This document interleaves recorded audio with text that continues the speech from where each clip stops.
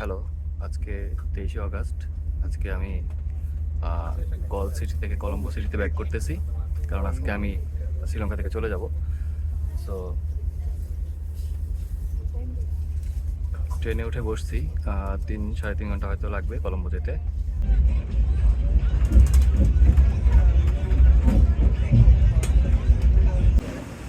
কলম্বো আসলাম, এখন সকাল 10টা বাজে। আমার প্লেন হচ্ছে রাত 11টায়। সো প্রায় 13 ঘন্টা সময় অতিবাহিত করতে হবে। দেখি কি করা যায়, জানি না কি করব এই 13 ঘন্টা। একটা ডর্ম ভাড়া নিয়েছি। এই যে এই বেডটা, এই বেডটা ভাড়া নিয়েছি মোটামুটি 8-9 ঘন্টার জন্য, মোটামুটি সন্ধ্যা পর্যন্ত থাকার জন্য রেস্ট নেওয়া আর কি, কারণ আমার ফ্লাইট এখন অনেক দেরি। আমার ডর্মে কিছুক্ষণ ঘুমালাম, ঘন্টা 3 ঘুমালাম। ঘুমটা দরকার ছিল, কারণ রাতে ঘুম কম হয়েছে। এখন বের হয়েছি লাঞ্চ করার জন্য, যদিও এখন 4টা বাজে। এটা হচ্ছে শ্রীলঙ্কার একটা রাস্তা, আমি জানি না এই রাস্তার নাম কি, অথবা এই এলাকার নাম কি হবে, কিছু একটা। আমার পিছনে আপনারা একটা টাওয়ার দেখতে পারতেছেন। এই টাওয়ারটার নাম হচ্ছে লোটাস টাওয়ার। তো এটা আমি যতটুকু জানি সাউথ এশিয়ার সবচেয়ে বড় টাওয়ার। এখানে উঠলে এই পুরা কলম্বো সিটির একটা ভিউ দেখা যায়। তবে ওখানে উঠতে $20 মতো খরচ করতে হয়। আমি ওখানে যাই নাই, শুধু $20 খরচ করে শুধু সিটির ভিউ দেখার ইচ্ছা নাই, তাই আসলে যাওয়া হয় নাই ওখানে আমার।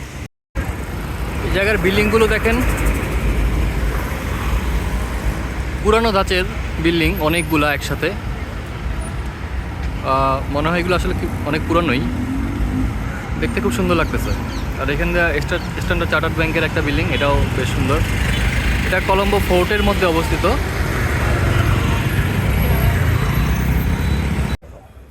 আমি এখন আসছি পেতাহ মার্কেটে।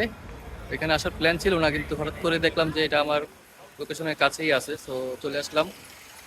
এটা হচ্ছে একটা মার্কেট, তবে এটা আসলে কোনো লম্বা মার্কেট না, এটা হচ্ছে ছড়ানো টাইপের একটা মার্কেট। মোটামুটি বেশ বড় একটা এলাকা জুড়ে অনেকগুলো দোকান দেখতে পারতেছি।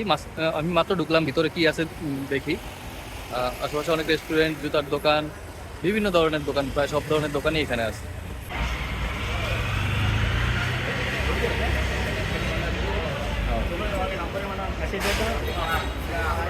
এটা মোটামুটি আমাদের ঢাকা নিউ মার্কেটের মতো আর কি। চারিদিকে হাঁটবেন আর বিভিন্ন দোকান থেকে কেনাকাটা করবেন এরকম। তবে হাঁটতে বেশ মজাই লাগতেছে। বিভিন্ন ধরনের দোকান, ভ্যারাইটিস দোকান, কাপড়ের দোকান, ইলেকট্রনিক্সের দোকান, সব কিছু আছে।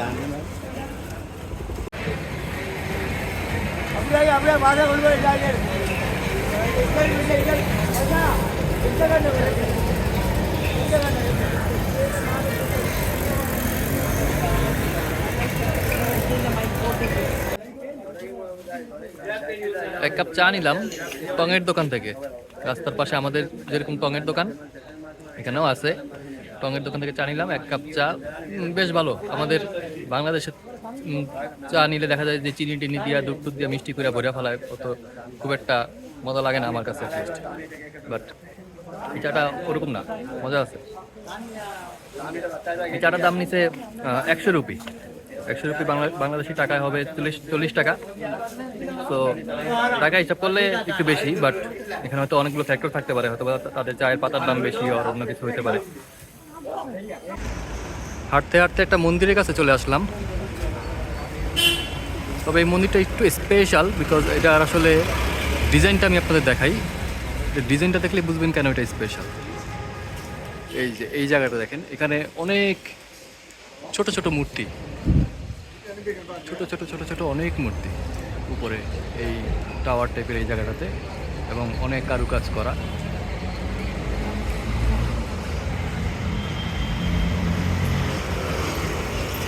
হাঁটতে হাঁটতে একটা মসজিদের সামনে চলে আসলাম।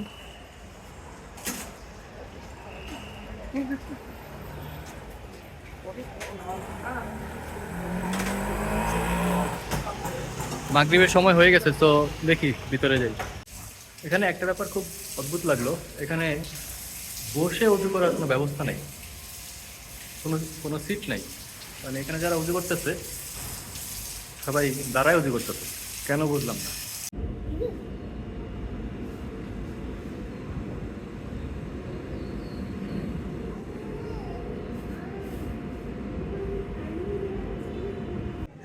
আমি এখন আছি শ্রীলঙ্কার এয়ারপোর্টের ভিতরে। ইমিগ্রেশন শেষ করে ভিতরে চলে আসছি। আসলে এয়ারপোর্টে যা থাকে আপনারা তো জানেনই, এয়ারপোর্ট আসলে দেখানোর তেমন কিছু আছে বলে আমি মনে করি না। এখানে যে বিভিন্ন দোকানপাট, একটু পরে বোর্ডিং করবো, প্লেনে উঠবো এই। এখানে এক ভাইয়ের সাথে দেখা হইলো, বাঙালি ভাই। উনিও ঘুরতেছে, উনি দুবাই ঘুরছে বেশ কয়েক মাস, এখন শ্রীলঙ্কা ঘুরছে বেশ কয়েক মাস। সো আমরা এখন দুই বাঙালি ভাই এখন একসাথে হাঁটতেছি, ঘুরতেছি, এই আর কি। আজকের ভিডিও এই পর্যন্তই।